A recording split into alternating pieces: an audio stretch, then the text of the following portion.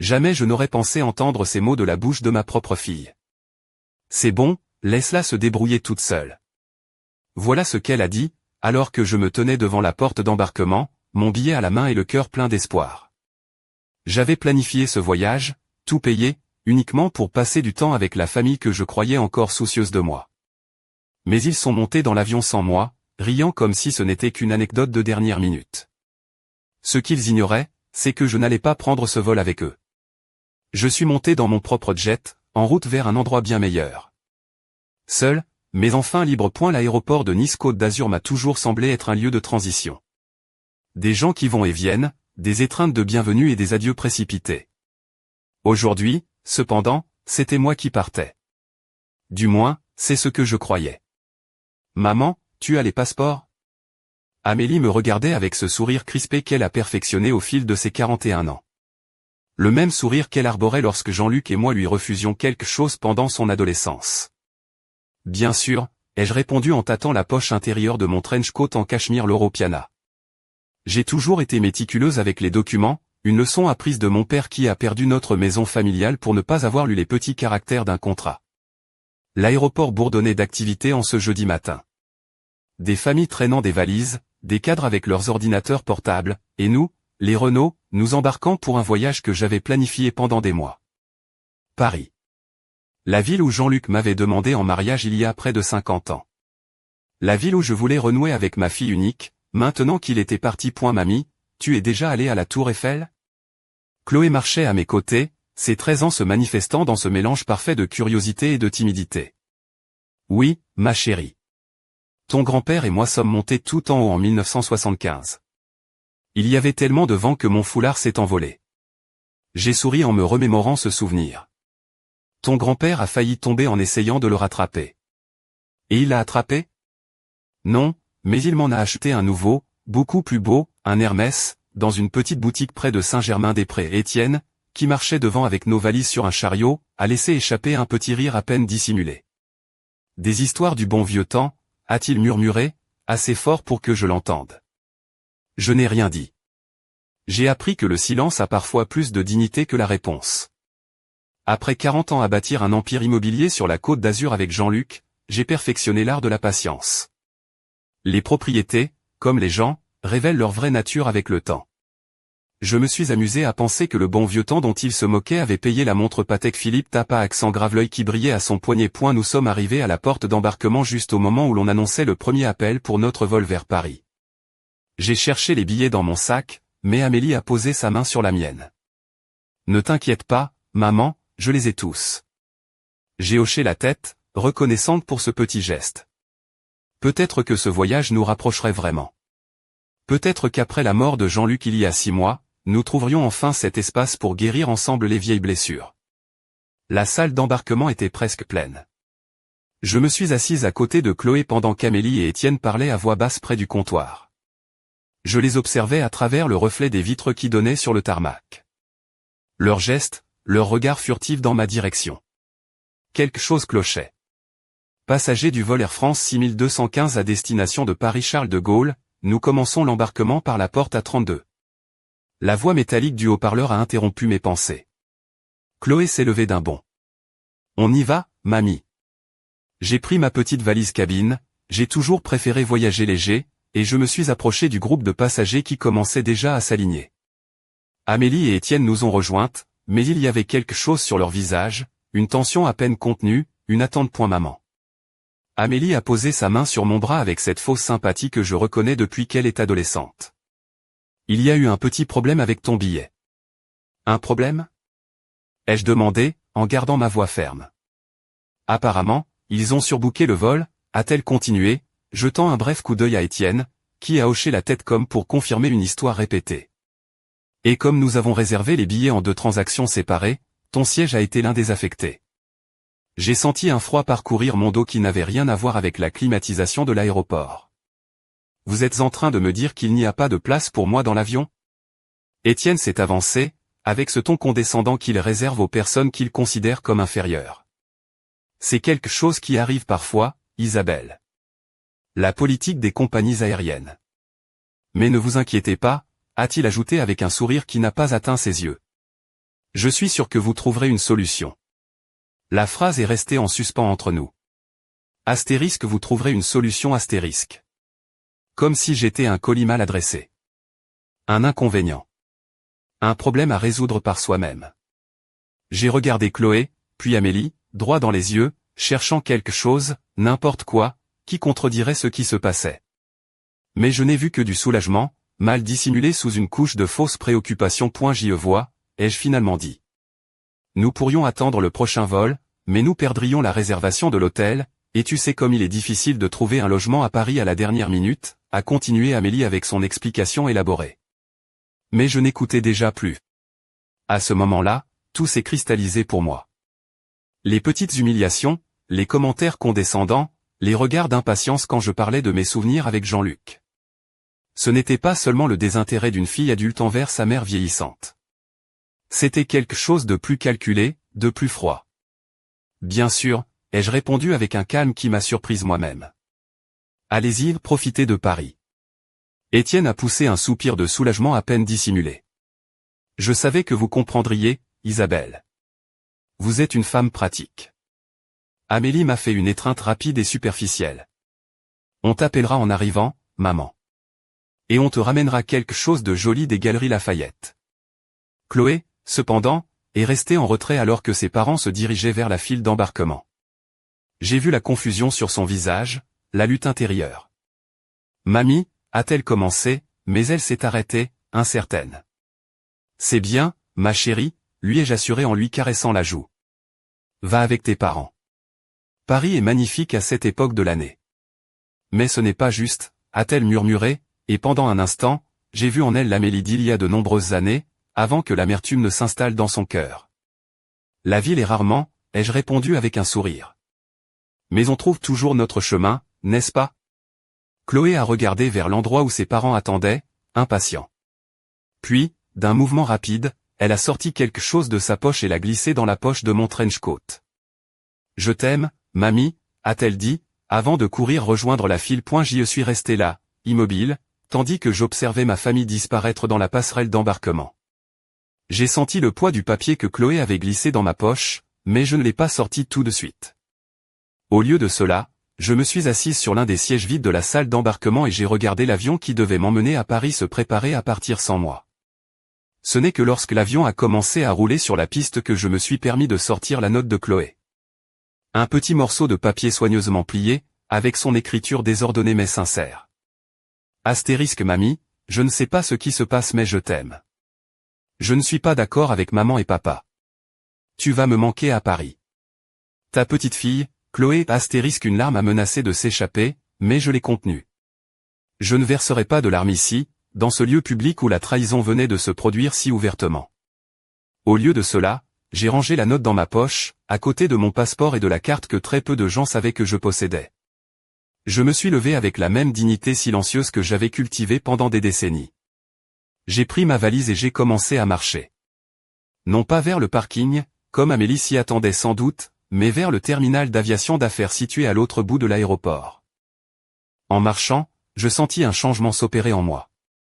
Ce n'était pas de la colère, bien que j'eusse tout à fait le droit de la ressentir. Ce n'était pas de la tristesse, bien que la douleur de la trahison pesât sur ma poitrine. C'était quelque chose de plus profond, de plus fondamental. Un réveil. Pendant 40 ans, Jean-Luc et moi avions bâti quelque chose d'extraordinaire. Partis de nos modestes débuts dans un 2 pièces du quartier de l'Ariane à Nice, nous étions parvenus à constituer un portefeuille immobilier qui valait aujourd'hui des centaines de millions d'euros. Nous avions toujours vécu modestement, non par nécessité mais par choix. Le véritable pouvoir n'a jamais besoin de s'afficher, disait souvent Jean-Luc. Et moi, par amour pour ma fille, j'avais maintenu les apparences. Je voyageais en classe économique alors que je pouvais avoir un jet privé. Je vivais dans une belle villa sur les hauteurs de Fabron, confortable mais simple, alors que j'aurais pu avoir des demeures fastueuses au Cap Ferrat. Tout cela pour qu'Amélie ne se sente jamais écrasée par le poids de notre fortune, pour qu'elle puisse trouver son propre chemin sans que l'ombre de l'argent ne déforme ses relations. Mais aujourd'hui, par ce simple acte de m'abandonner, Amélie avait révélé qui elle était vraiment.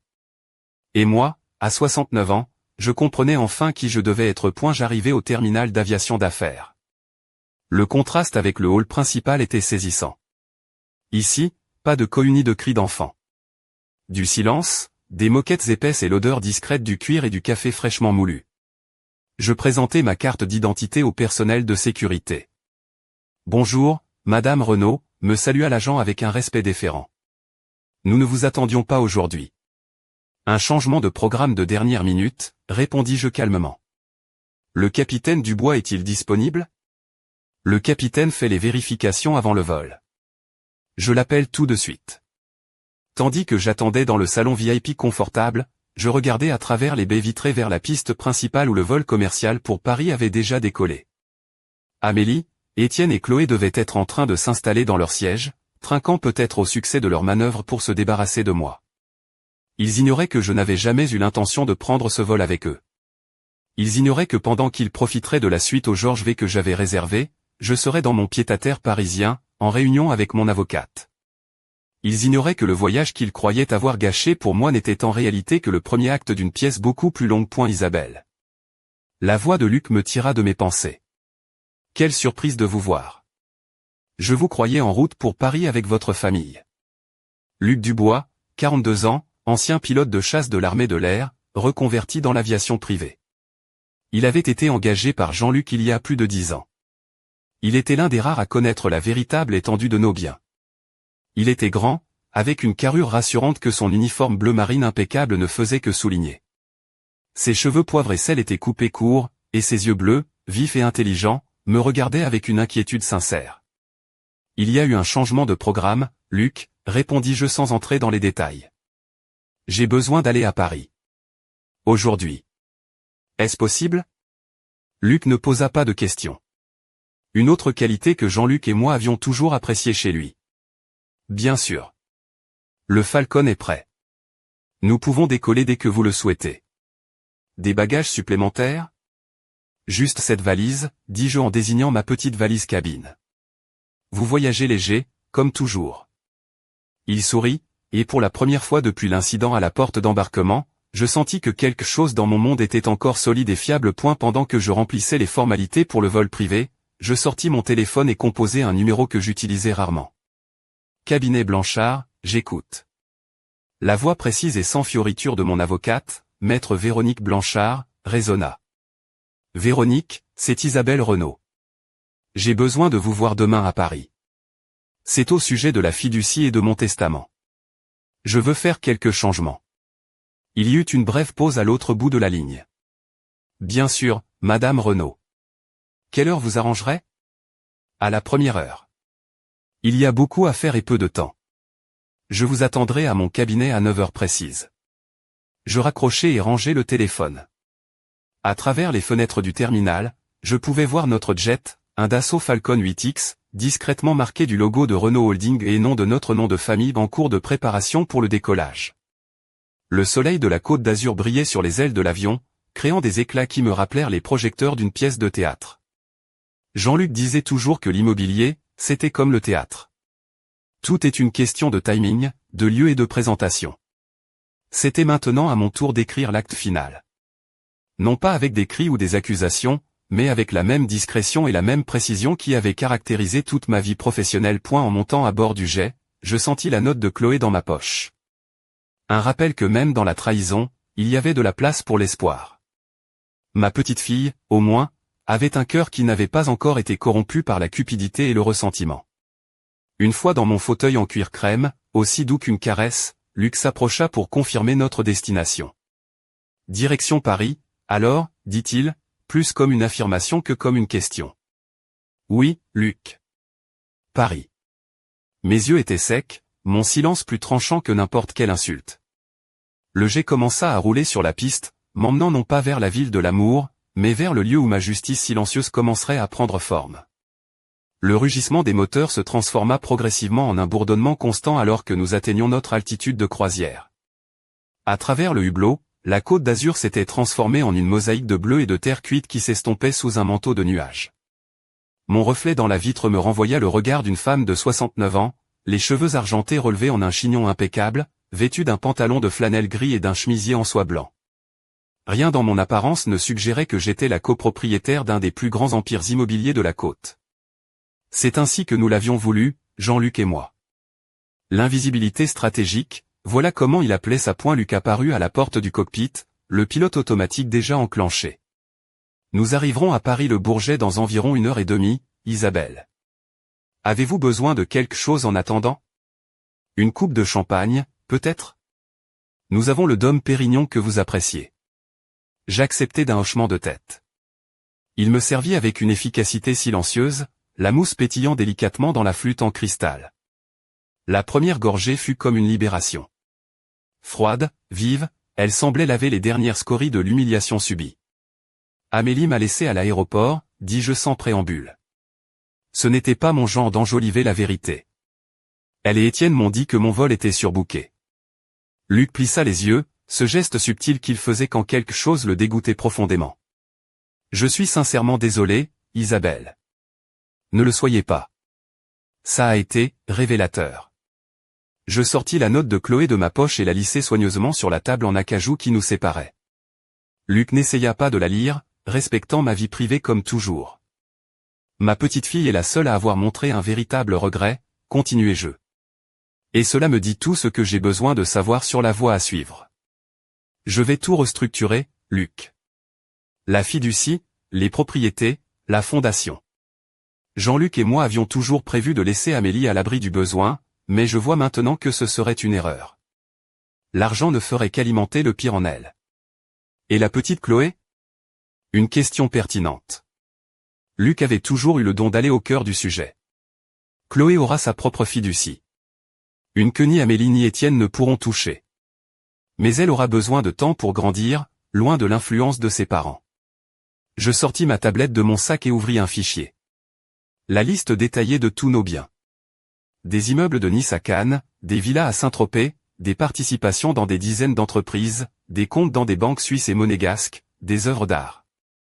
Un empire bâti pierre par pierre, contrat par contrat, sur 4 décennies.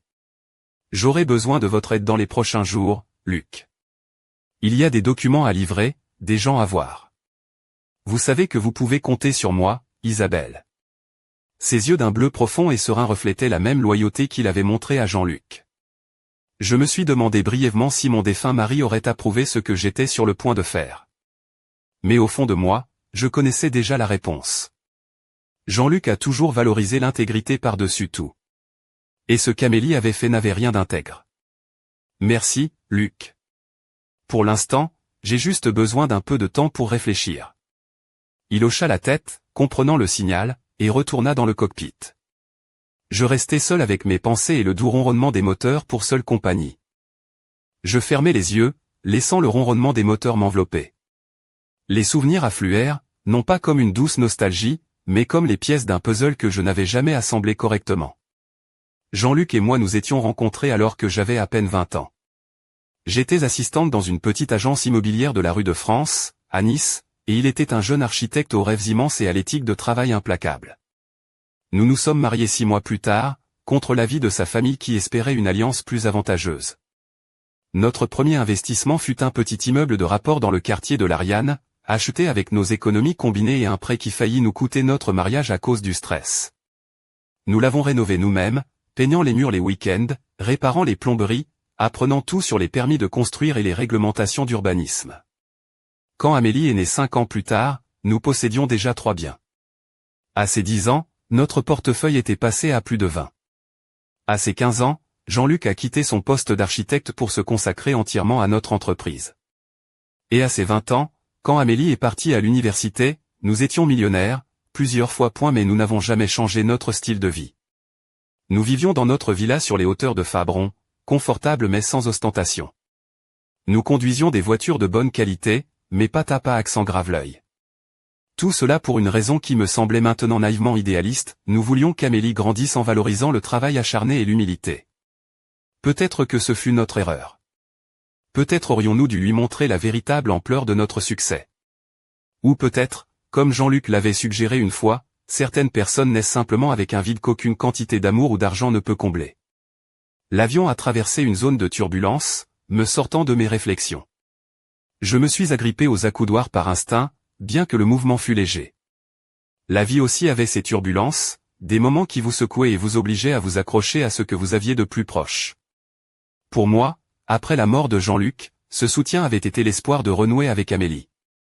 Un rêve qui s'évanouissait maintenant à chaque kilomètre qui nous séparait de la Côte d'Azur. J'ai ouvert mon téléphone et j'ai cherché dans mes contacts jusqu'à trouver le nom que je cherchais, Sophie Dubois.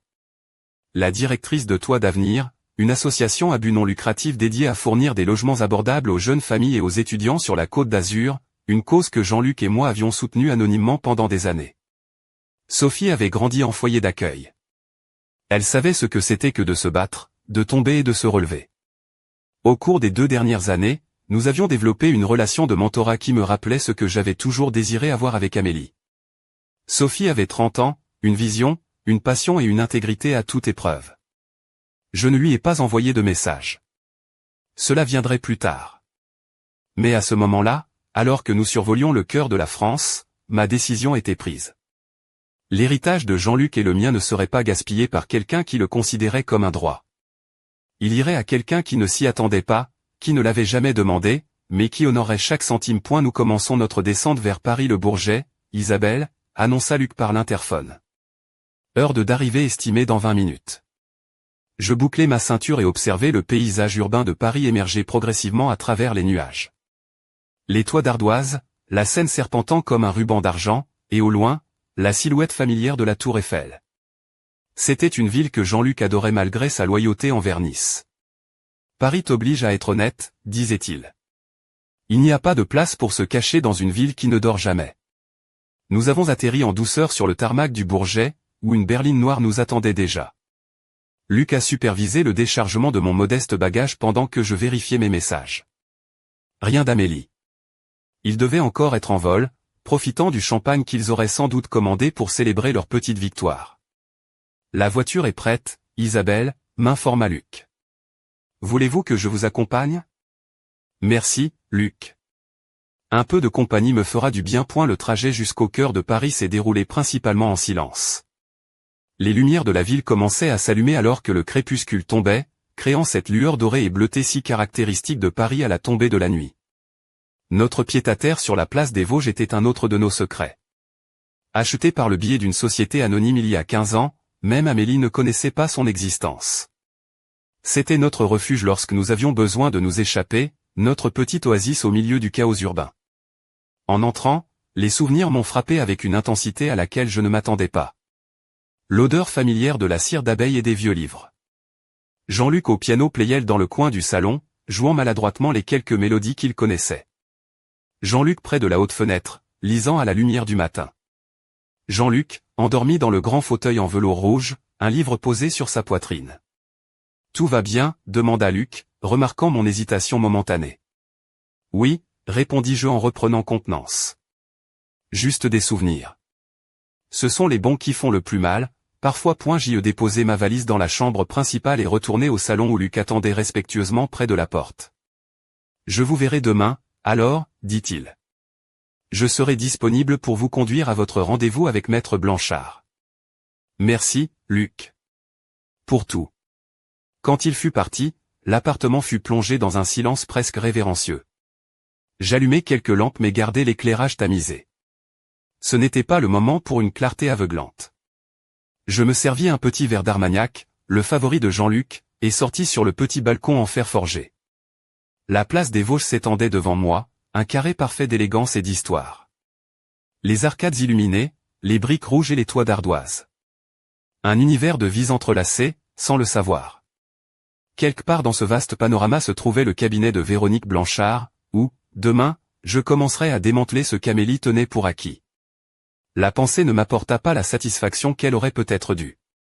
Il n'y avait pas de triomphe dans cette décision, seulement une triste résolution. Comme ces propriétés que nous devions parfois démolir pour construire quelque chose de nouveau et de meilleur. Mon téléphone vibra. Un message entrant. Pendant un instant, j'ai pensé que ce pourrait être Amélie, peut-être avec une lueur de remords. Mais c'était elle, d'une manière bien pire. Astérisque Paris est merveilleux, maman. Tu devrais voir Chloé, elle est enchantée partout. L'hôtel nous a surclassés dans la suite royale quand on a mentionné notre nom, tu imagines? Je t'enverrai des photos demain, astérisque je souris avec ironie. Bien sûr qu'ils avaient eu la suite royale. Je l'avais réservé et payé des mois à l'avance, comme une surprise. Une autre petite vérité qu'Amélie ne s'était jamais donné la peine de vérifier. Je ne répondis pas au message. Au lieu de cela, je retournai à l'intérieur. Je m'assis au bureau Mazarin de Jean-Luc et ouvris mon ordinateur portable. Il était temps de se préparer. Les documents juridiques avaient toujours été ma spécialité dans notre entreprise. Jean-Luc avait l'œil pour les propriétés, moi pour les contrats. La fiducie, établie après la naissance d'Amélie, était un chef-d'œuvre de planification successorale. Flexible, fiscalement avantageuse, et, ce qui était crucial pour mes objectifs actuels, modifiable tant que je serais en vie. Tandis que je parcourais les clauses et les sous-clauses, un plan prenait forme dans mon esprit. Il ne s'agissait pas de vengeance, mais de justice. Non pas de punir Amélie, mais d'honorer ce que Jean-Luc et moi avions construit. À minuit, lorsque je me retirais enfin pour me reposer, j'avais une liste détaillée de changements à discuter avec Véronique. Des changements qui redéfiniraient l'avenir de notre héritage. Dans le lit que j'avais autrefois partagé avec Jean-Luc, je contemplais le plafond à la française tandis que le sommeil refusait de venir. Les lumières de la ville projetaient des ombres dansantes. « Est-ce que je fais ce qu'il faut, Jean-Luc » murmurai-je dans la pièce vide. Je n'attendais pas de réponse, bien sûr. Mais dans le silence qui suivit, je ressentis une certitude qui ne pouvait venir que de 45 ans de mariage, de connaître le cœur et l'esprit de quelqu'un aussi bien que les siens.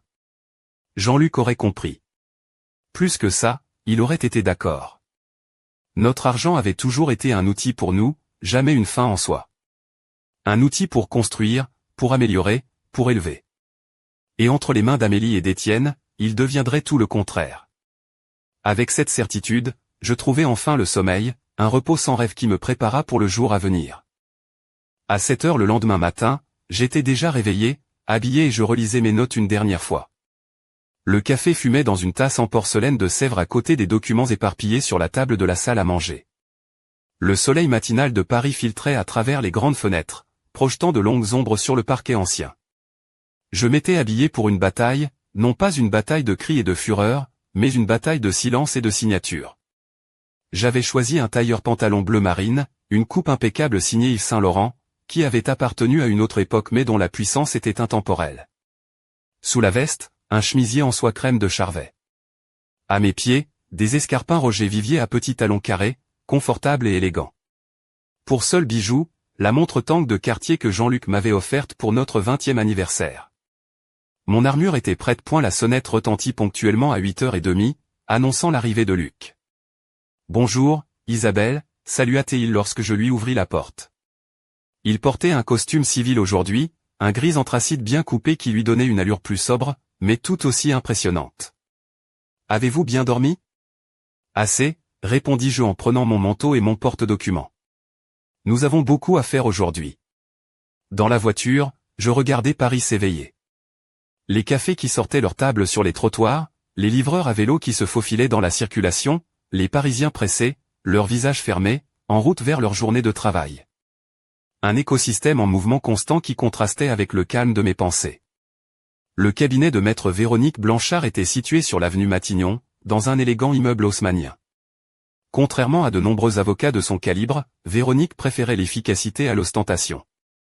Son bureau, au dernier étage, était spacieux mais sobre, avec des murs couverts de livres reliés en cuir et quelques lithographies modernes choisies avec goût.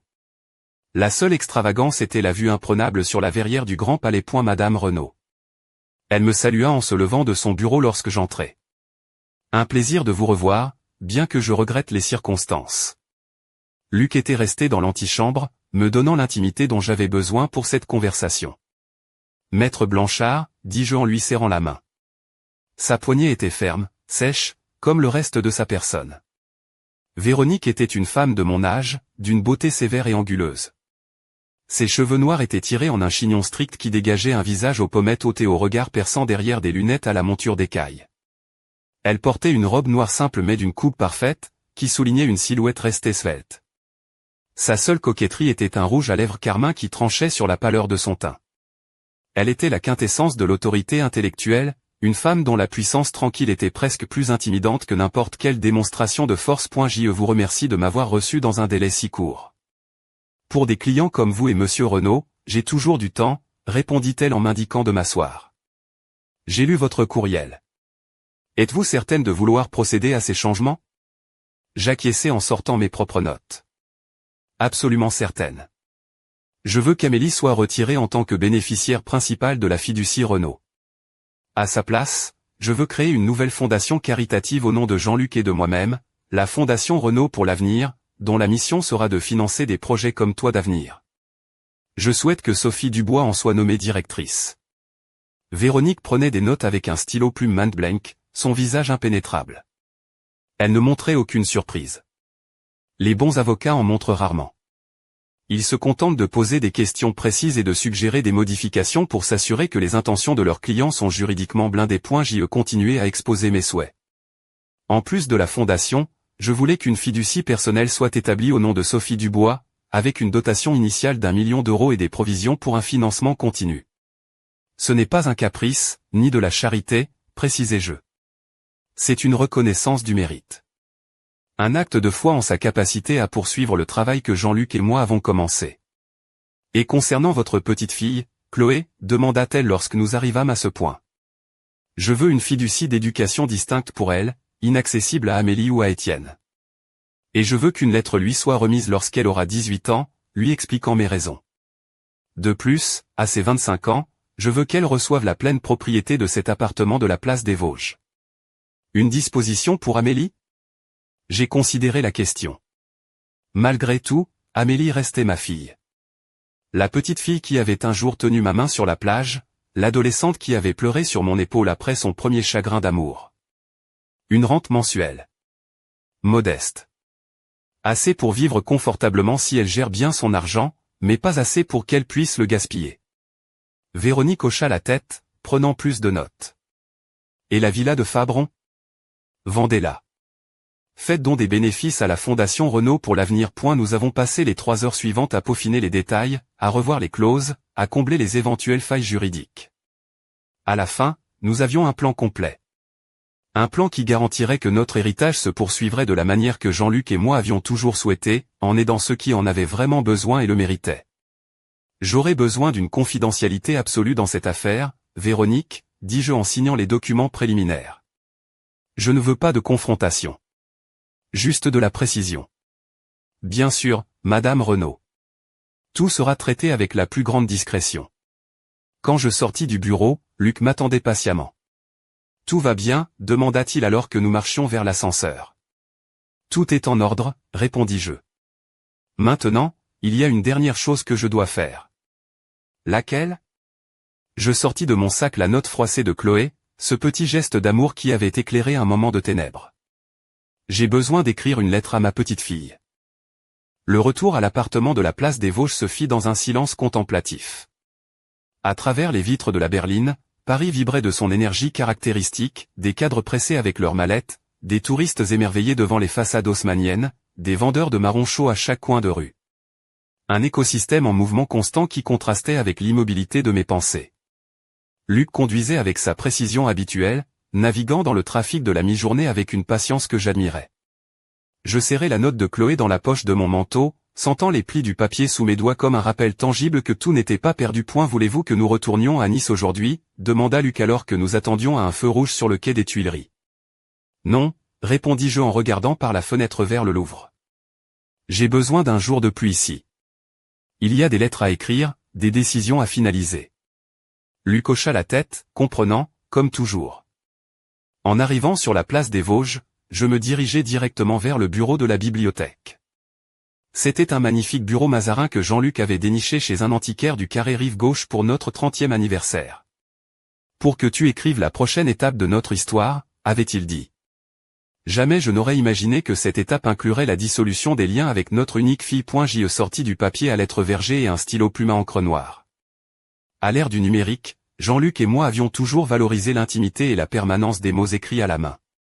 Certaines choses méritaient plus que la fugacité d'un courrier électronique. D'abord, la lettre pour Chloé. La plus difficile, astérisque ma très chère Chloé, astérisque si tu lis ceci, cela signifie que tu as eu 18 ans. Cela signifie aussi que 5 années se sont écoulées depuis ce jour à l'aéroport de Nice, où tu as discrètement glissé une note dans ma poche. Ce petit mot, écrit de ta main hâtive, m'a donné une force immense dans un moment de profonde trahison. Je ne t'écris pas cette lettre pour empoisonner ta relation avec tes parents. Les liens familiaux sont complexes et chaque relation a ses propres vérités. Mais je te dois l'honnêteté, car je vois en toi une intégrité qui mérite d'être respectée. Ce qui s'est passé ce jour-là n'était ni un accident, ni une erreur de la compagnie aérienne. Ta mère et Étienne ont choisi de me laisser derrière, pour des raisons que je ne comprendrai peut-être jamais complètement. Ils ont décidé que j'étais une charge, un inconvénient dans leur vie. Cette révélation m'a obligé à prendre des décisions difficiles concernant l'héritage que ton grand-père Jean-Luc et moi avons construit pendant 4 décennies.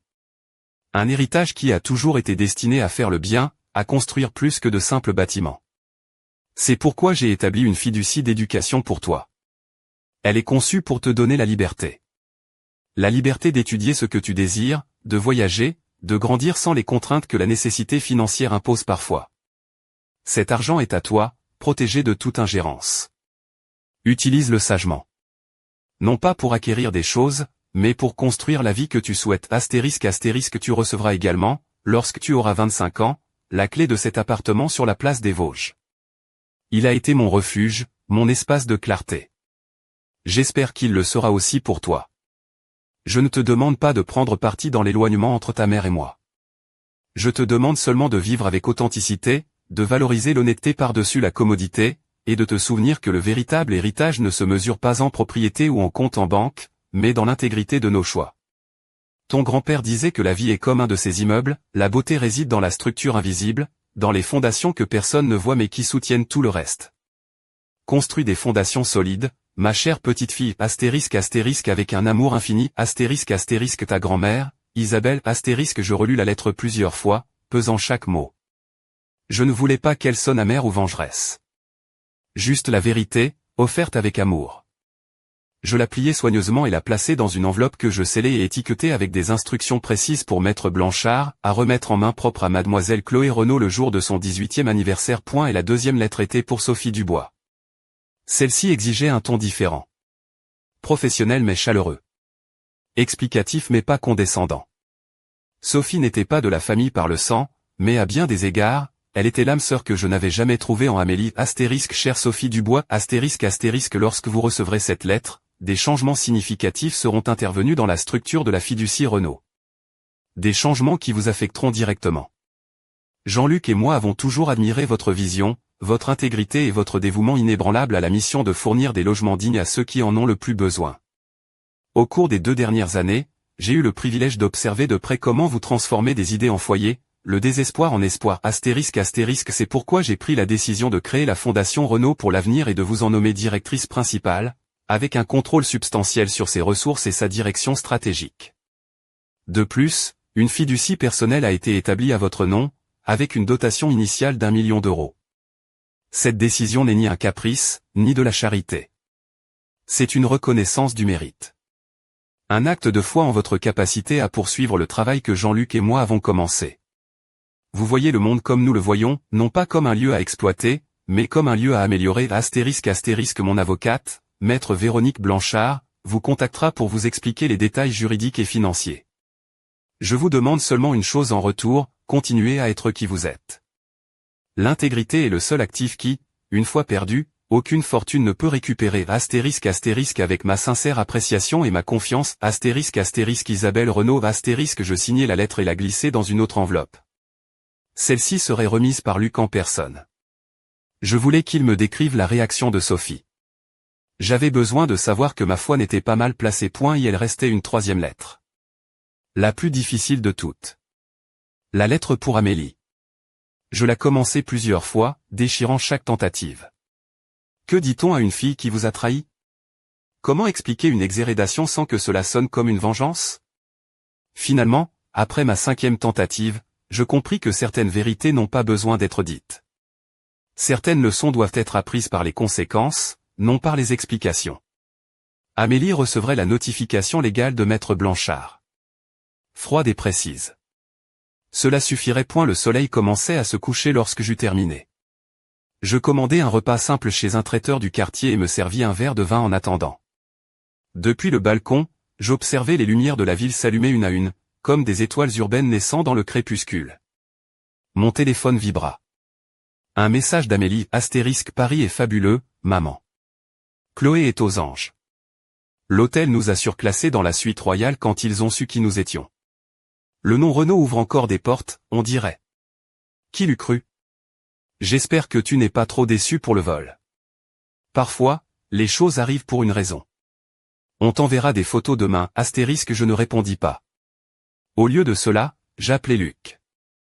J'ai besoin que vous livriez quelque chose demain, lui dis-je quand il décrocha. À Nice. Bien sûr, Isabelle. À quelle heure préférez-vous que je parte? Tôt. Et Luc, j'aurai besoin d'un compte-rendu détaillé de la réaction de mademoiselle Dubois. Une brève pause. Ce sera fait. Avez-vous besoin d'autre chose? Oui. Réservez-moi une suite au Ritz pour quelques jours de plus. Je reste à Paris. Après avoir raccroché, je retournai sur le balcon avec mon verre de vin. La ville s'étendait devant moi, un univers de vies inconscientes de la tempête qui se préparait. Demain, la foudre frapperait. Pas avec le fracas du tonnerre, mais avec le bruissement silencieux du papier timbré. Et sur la Côte d'Azur, une jeune femme travaillant tard dans un bureau modeste n'imaginait pas que sa vie était sur le point de changer pour toujours.